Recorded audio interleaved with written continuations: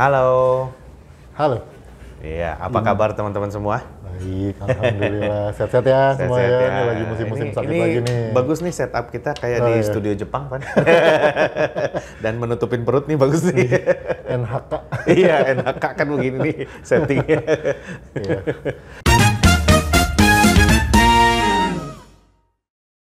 Iya. Kita kembali ke Indonersia, obrolan dua orang nerd ini tentang Indonesia. Betul, dengan saya Harnas. Saya Irfan Kateria. Nah, sekarang kita mau ngomongin apa nih, Van? Ini adalah salah satu episode yang paling lama kita menentukan topiknya, teman-teman. Sebab lagi banyak ya. Nah, itu. Isunya lagi ada gas, ada isu e-fishery, makan gratis udah kemarin kita bahas, masih juga bermasalah. Masih juga, jadi banyak banget nih isu yang beredar. Jadi pagar laut. Pagar laut ada juga. Dulu pagar bagus, pagar ayu, sekarang pagar laut.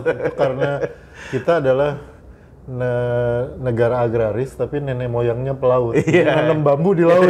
Jadi pagar laut istilahnya.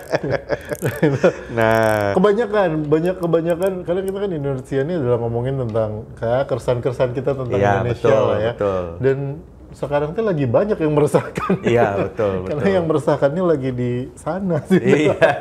Lagi pegang kekuasaan. Jadi ya banyak hal-hal yang pengen kita bahas. Akhirnya kita putuskan untuk kita membahas satu isu yang paling penting di antara semua itu. Yang dihasilkan karena keresahan-keresahan itu. Iya. Saking bludreknya orang-orang sampai keluarlah hashtag kabur aja dulu. Kabur aja dulu. Iya. Jadi kita akan bahas kabur aja dulu. Hashtagnya apa nih sih, Van, sebetulnya? Hashtag itu, hashtag kabur aja dulu. Gue nggak tahu siapa yang mulai pertama. Tapi itu isinya sih memang keresahan. Jadi keresahan orang, wah Indonesia ini bakal gini, bakal gitu, nggak karu-karuan. Ini kerjaan susah, gitu, ekonomi sulit lah. Lu juga mungkin ngerasain, pendidikan berantakan, gitu, kesehatan, BPJS, wah nggak karu-karuan. Terus keluar orang, ya udah kabur aja dulu lah, kita keluar negeri gitu, mengamankan situasi. Pantesan yang masuk ke feed gue itu ada lowongan untuk pekerja ini di sini gitu. Itu masuk ke gue, Van. Jadi ada di Jepang nih, lagi butuh banyak banget pekerja bangunan atau pekerja kantor gitu ya. Gitu. Terus di Korea lagi butuh banyak juga, di Jeju Island. Gue denger. Bukan, ternyata Jeju Island sama Korea itu peraturan visanya beda, Van. Oh gitu? Kalau Korea itu lo harus apply visa, tapi di Jeju itu enggak, ada on arrival visa. Jadi banyak orang Indonesia kerja di Jeju Island itu, kan banyak pariwisata di situ gitu. Nah itu karena orang kan akhirnya bilang, ya udahlah kita pindah ke luar negeri. Cuman kan dulu mah orang bayangkan kalau pindah ke luar negeri itu kan ya susah lah gitu ya. Nah terus ya itu dengan hashtag kabur aja dulu orang mulai share. Ada kok kesempatannya, jangan mikir susah gitu. Tapi ya kerjaannya artinya ya sesuai dengan yang dibutuhin sama negara tujuan. Kayak tadi gue bilang ke Jeju ngapain petik jeruk gitu. Kalau kalian di Indonesianya misalnya kayak lu pengusaha kompresor terus mau ngelihat nih kayaknya jualan kompresor makin lama makin susah, udah gue kabur aja dulu ke Jeju petik jeruk gitu. Nah, kayak gitu kira-kira. Ada temen gue yang pergi ke Tasmania, gitu. Australia, itu metik cherry kalau nggak salah. Cherry. Iya, cherry ya kalau nggak salah. Pokoknya metik sesuatu lah. Cherry itu padahal bisa dilakukan di Indonesia karena di kita juga banyak tuh yang cherry picking gitu. Iya. Yang cherry picking banyak. Kalau lagi adu argumen. Kalau petik-petik jangan dibahas nanti panjang. Nah itu fenomena itu kan ya kalau gue lihatnya sih sebagai bentuk kekesalan ya. Jadi bukan ya satu kekesalan, yang kedua kekhawatiran karena kan kalau gue tetap di sini terus masa depan gimana gitu, apalagi kan sekarang dengan ya semua orang tuh kan jadi global citizen gitu ya, bahwa ya kita merasanya gitu, meskipun banyak hambatan tapi merasanya kan kita sebenarnya bisa tinggal di mana aja di dunia, nggak harus di Indonesia meskipun kita orang Indonesia. Buktinya pemain bola juga tinggalnya di Belanda, di Inggris, di Amerika, main bolanya di Indonesia gitu kan, bakal jadi timnas. Jadi kayak itu tuh membuka ya udah kalau Indonesianya lagi nggak karu-karuan kita kabur aja dulu gitu. Itu mah terjadi di dalam Indonesia juga terjadi, Van. Jadi gue tuh awal-awal waktu anak-anak masih kecil banget baru lahir kan kita pakai ART. Tadi sekarang kita nggak ada ada tapi pulang ari lah. Jadi kalau anak masih kecil itu kan pakai ART yang nginep itu kan ada yayasan penyalur gitu ya. Nah kita waktu itu punya pengalaman pakai yayasan penyalur tersebut. Nah sebenarnya gue bisa interview dulu sebab si yayasannya nggak membiarkan kita menginterview orangnya kan. Sebab ada satu pertanyaan yang lu pernah tanyakan ke mahasiswa lu yang mau lulus dan minta surat rekomendasi, yang gue pengen tanyakan kepada calon-calon ART itu adalah lu mau kabur atau mau kerja? Karena banyak yang begitu datang teh, aduh ternyata dia nggak mau kerja, dia mau kabur aja gitu. Jadi dia loh emangnya udah siap? Belum pak, anak saya di rumah gini-gini. Lah terus kenapa lu apply gitu kan? Kita juga nggak itu kan. Dia bilang ya itu saya pusing aja pak di rumah gitu. Jadi ya udahlah saya coba 3 hari ganti sampai akhirnya kita itu terjadi juga di Indonesia pak. Nah kalau teman-teman mau kerja di luar negeri, yang pertama adalah bener-bener kerja apa mau kabur gitu. Ya orang mikirnya kalau sekarang sih kalau menurut gua nih ya dari hashtagnya aja namanya kabur aja dulu gitu. Jadi memang kunciannya sekarang adalah untuk kabur dulu gitu maksud dan ini statementnya tuh kabur aja dulu ya, artinya kan ada kemungkinan balik gitu ya. Dia kalau Indonesianya udah rada mendingan gitu balik gitu ya ke Indonesia.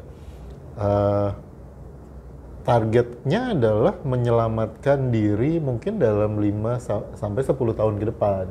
Jadi kayak 5 sampai 10 tahun ke depan tuh kerjaan aman, dapat penghasilan cukup, jaminan kesehatan, pendidikan kalau misalnya nanti pas punya anak kan misalnya dia kabur single nih terus nggak lama menikah terus punya anak segala macam kan 10 tahun tuh berarti anaknya masuk SD lah paling nggak pendidikan di 3 tahun pertama anaknya 3 sampai 4 tahun udah pertama anaknya tuh udah pendidikan yang bagus lah di luar negeri gitu. Nah itu kalau gue lihat sih memang targetnya kabur, makanya kerjaan bisa jadi dalam tanda kutip apa aja gitu. Kayak sekarang dia misalnya kerjaannya misalnya apa gitu, asuransi misalnya dan itu makin susah gitu karena nyari kliennya segala macam. Terus ternyata di mana gitu di New Zealand gitu ada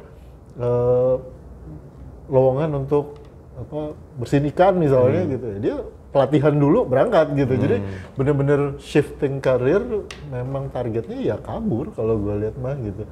Dan dengan kondisi Indonesia yang kayak sekarang, nggak tahu ya, gue sih ngerasanya itu keresahan itu bisa dimengerti gitu.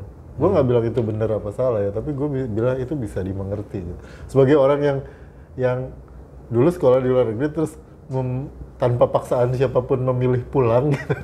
Gue punya pandangan yang mungkin dulu nggak tahu. Kalau sekarang kalau gue pulang sekolahnya 2024 gitu ya, mungkin gue juga nggak pulang sih.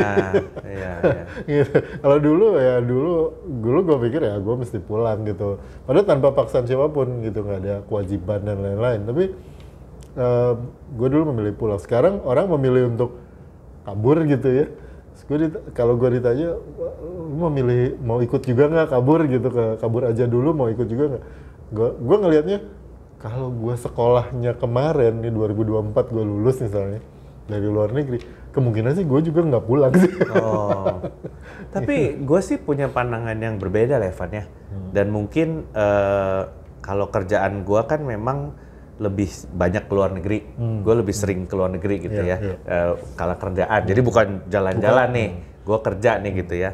Dan atau sama keluarga jalan-jalan, otomatis budgetnya juga kan budget mepet tuh ya. Hidup di Indonesia tuh enak loh. Bener Van. Gue sama ini contoh aja ya nih ya.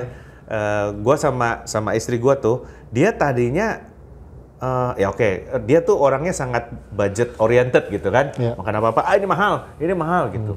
Jadi ketika kita misalnya mau makan, kita cobain deh sekali-sekali makan restoran Itali misalnya, kalau di BSD itu Sale atau Cavalese gitu ya. Dia nggak mahal gitu. Itu nasi uduk dapat berapa porsi gitu. Selalu gitu ngomongnya. Sampai kita ke Itali sekeluarga nih ya. Nah, itu by the way 7 tahun gue kerja baru gue bisa bawa keluarga ke Itali. Untuk jalan-jalan. Tadinya sendiri terus ya. Terus dia makan di Itali nih, ya kan? Begitu pulang dia bilang, besok Cafe Lese yuk. Pesen aja semua tuh, jangan pesen spaghetti, steaknya sekalian. Kenapa? 300.000. Tahu nggak nih berapa euro? 300.000 itu kira-kira 20 euro. 20 euro di sana cuma dapat apa katanya gitu. Kids meal di Itali itu 12 euro gitu. Jadi begitu anak gua minta kids meal, beli aja. Karena teman-teman, kalau menurut gua ya, ya ini gue bicaranya Eropa ya. Eropa tuh susah banget sekarang. Eropa tuh sekarang lagi susah, lebih susah dari kita gitu ya. Dan gue malah sempat berpikir bahwa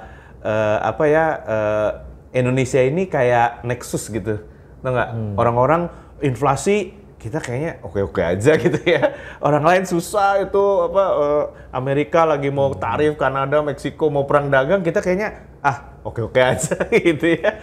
Jadi dan di luar negeri kita kan nggak terkenal. Nah, itu. Jadi mereka ngelihat Indonesia, kenapa lu susah ya di situ ya? Padahal kita di sini enggak, kayaknya enak gitu ya. Artinya restoran Italia di Indonesia sama restoran Italia di Itali beda tipis loh Pak.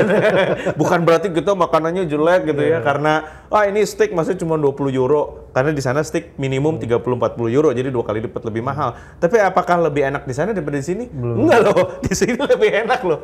Makanya itu sekarang, ayo besok Italia, ayo besok ke Prancis sih, ayo, karena murah sebenarnya.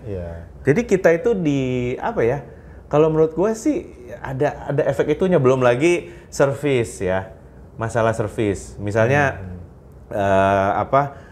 gue pernah ditraktir orang nih di Singapura, nginep di salah satu hotel yang terkenal lah di Sentosa Island, ya, ditraktir nih untungnya. Nah, lu tahu nggak? Itu hotel terkenal, kita juga ekspektasi, wah ini hotelnya pasti bagus nih ya, bersyukur kita ditraktir nih bisa nginep di situ. Dari turun mobil, bukan turun mobil, itu naik kereta kan ya, naik kereta itu. Dari turun itu kita ngeret koper harus jalan kira-kira 30 menit dari stasiun terakhir sampai lobi hotelnya. Dan itu ngeret koper sendiri gitu ya. Gue bilang ini kalau di Jakarta mah pasti ada Gojek ini ke sana.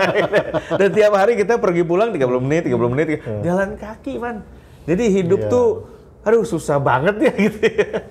Iya, karena gini ya, kalau gue lihat kenapa kok hashtag kabur aja dulu ini muncul, ini kan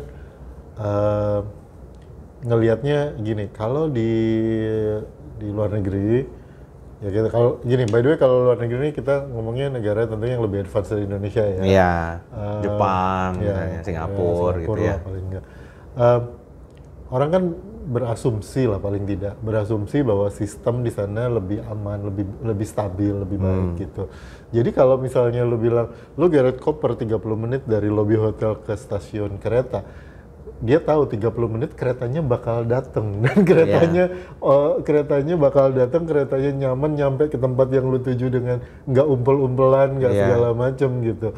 Nah, yang kayak gitu. Jadi komparasinya mungkin bukan dengan luar negerinya itu sendiri saja, tapi juga komparasinya sama kita 10 atau 15 tahun terakhir gitu. Jadi kayak ngerasanya gini,